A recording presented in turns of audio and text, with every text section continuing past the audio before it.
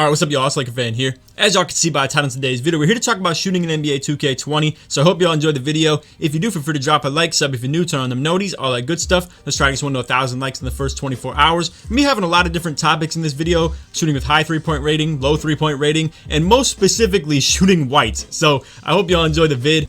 To get into lineup intros, as for our opponents, you can see the offensive threat with Slash Takeover. He's lined up at the tube and he's running point guard for their team. They got the glass cleaning lockdown, the rim sharp build on the far right. Obviously has rim takeover and he's a legend as well. And then the two-way 3-level facilitator lined up at the 1, who is playing as their lockdown. Now, I want you guys to take a second and think about that build title for a second. You got two-way, which indicates defense. 3-level, which I don't even know what it means in the first place, but what it means to me is like, as in it's good from 3-pointer, mid-range, and dunks.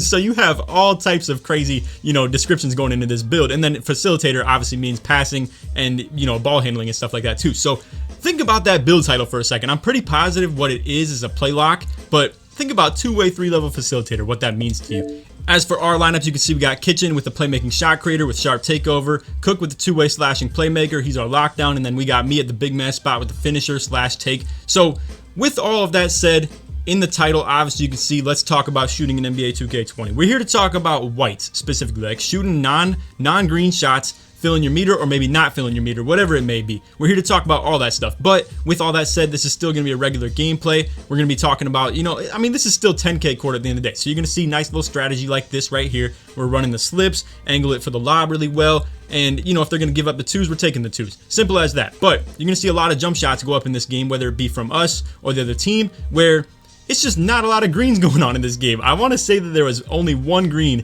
in this whole game. So boom, they hit the white off rip, right? This game is ridiculous. If you are not a fan of like quality content where people are just playing at their best ability throughout the whole game, you're not gonna be a fan of this video. However, you are gonna see some nice strategies still employed in this one, where we're gonna be doing a nice little set of like pick and roll and slips and stuff like that too. But like I said, I gotta say, this game was ugly. It was so bad. So there's the one green, right? And it was a super close shot, but ridiculous what this game consists of. So without talking about the whites, and I'll talk about them when they pop up, but let's think about 2K20 for a second and talk about how builds with low 3-pointer can obviously shoot pretty well. We got pure locks who have 54 3-pointer or even like 51 3-pointer, and they only get like 3 to 4 shooting badges. They can spark that thing from the corner. It's ridiculous, and you're gonna see we're struggling really bad with our pick and roll set right now. It's really hard for us to get open. Obviously that shot should not go in the first place. 47% contested, and obviously it was a white, and that was more on me. I'm not able to get Kitchen open off the screens. Can we talk 1 second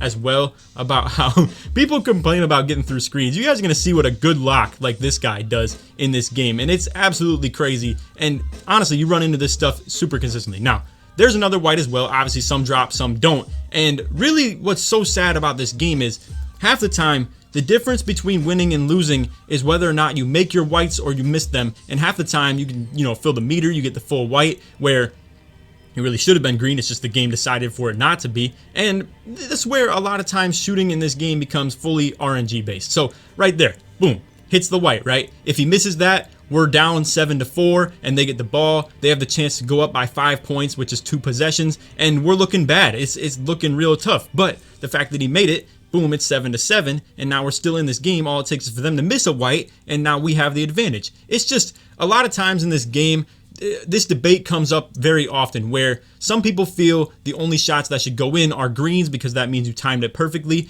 whereas people like me feel like that really diminishes the value of having a build that has good 3-pointer.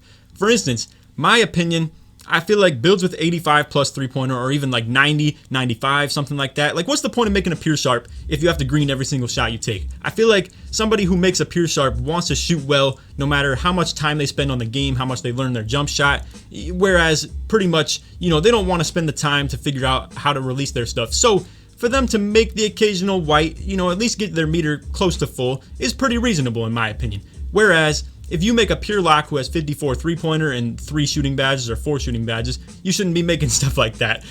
Now, I shouldn't gas that too much. Obviously, we know pure locks don't shoot that consistently off whites, but it is still a thing. Now, this possession right here, I do want to correct myself because you're going to see right here in this situation, he has a 58% chance to make this shot, or whatever the 58% means. Let me know what you guys think the defensive leader actually means. I've been told that's your chance to green it, but at the same time, I've seen people with 1% chance or 0% chance to green shots and they still do it. So I don't know what it means, but what it means to me is that he has a pretty dang high three-pointer. Okay, so 58% is pretty high. Like, that's one that you definitely see with Hall of Fame shooting. So I should correct myself. He might be a two-way sharp, like as in the red and green pie chart for all I know, but nonetheless, missing shots like that is what we're talking about in this video. So like I said, the whole description of this video is more to talk about whites going in versus, like, you know, missing and stuff like that. Should they even go in the first place? I want to hear some feedback on this video. Let me know what you guys think as far as whether whites should or should not go in at all in the game, or if you think it should be based on how good your build's three-pointer is. Now,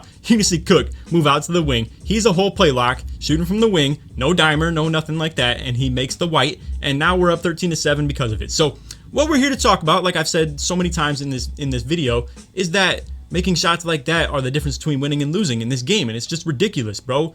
I want to get back to my opinion, and I've already stated that I feel like builds with high three-pointers should be able to hit whites occasionally, and that builds with low three-pointers shouldn't be hitting whites very occasionally. But also, I want to talk about how people think that no matter what your three-point rating is, that you should be able to green any shot. So I've heard a lot of the feedback talking about that. Obviously, this has been a topic that I've talked about more than just in this video throughout this year of 2K, or even in past years of 2K, where people feel like in the past, in my comments, that no matter what your three-point rating is, that you should be able to green any given shot. It has to come down to timing. Obviously, they believe that, you know, you should have a smaller window when it comes to a pure lock, but I feel like a pure lock with 54 three-pointers shouldn't have a chance to green every single shot he takes. That just doesn't make any sense to me. I feel like what's the point in making a build with high three-point rating if that's the case? And honestly, what that comes down to is in this game, you see a lot of people with these play locks now because they can green any shot they take from the top of the key or the wing or anything like that. When you're allowed to have gold range extender, hot zone hunter, obviously, you know, everything adds up and it just becomes so crazy. And,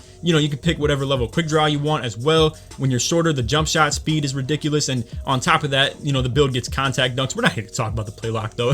We do enough talking about that on the channel. But regardless, what I really do want to restate and just re-emphasize throughout this video is that the reason that the play lock is so meta when it comes to 2v2 is that you have to respect its jump shot. And honestly, the ball handling ability on it is just stupid as well, but as you can see right there. But you have to respect its jump shot, which leads to it being able to get right past you super easily and, you know, just blow by you, get the hop dunks, yada yada. And if you don't respect its jump shot, it can green every single shot it takes. And that's why we're here to talk about this. I just feel like that's my opinion. I feel like shooting in this game is way too easy, and, you know, you're seeing it from Mr. Finisher himself. But meanwhile, a lot of people talk about like, oh, Laker, you can't even shoot. Why are you talking about this topic? I literally hopped on my like 6'8" pure slasher with 54 three-pointer, and I'm out here greening from the wing, fading away half the time. If you haven't watched the videos, you don't gotta, like, you know, talk on it. You don't know really.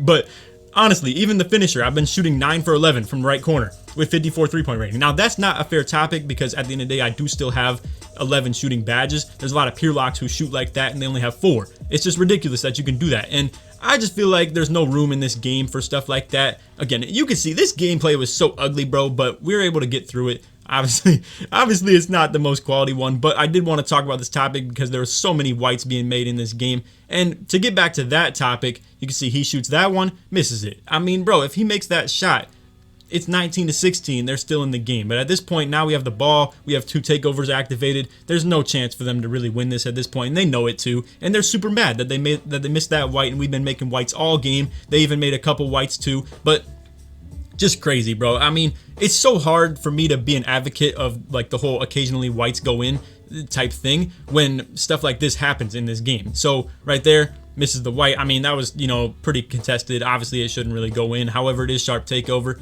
However you want to feel about that. There's so much controversy in this video, bro. But anyway, like I said, just let me hear some feedback on everything that I've said in this video. I feel like there's so many situations and circumstances that you can throw out here and be like, oh, well, he has sharp takeover on, so you should have made that. Or, oh, he has hot start activated and green machine is all going and stuff like that too, so he should make that. There's so many variables and situations as to like why you should not be able to hit a jump shot in every situation. Or you could talk about the contest system. You could talk about what build contested him. You could talk about what his three-point rating was. You could talk about how Kitchen's getting completely pressed on this full court, and it's crazy, and he still missed me on the slip, and we're not gonna talk about that. And then Cook misses the white right here, and this game is very hard to make content with, I'm not gonna lie, but I'm not gonna stress it that much. You can see we get the roll right there, get the dunk off, 10 points, 5 rebounds. Obviously, it was a really tough situation for us. We did not green a single shot throughout the whole game. All 3 of our makes were whites, and their make from 3 was white as well. So let me know what you guys think about this video,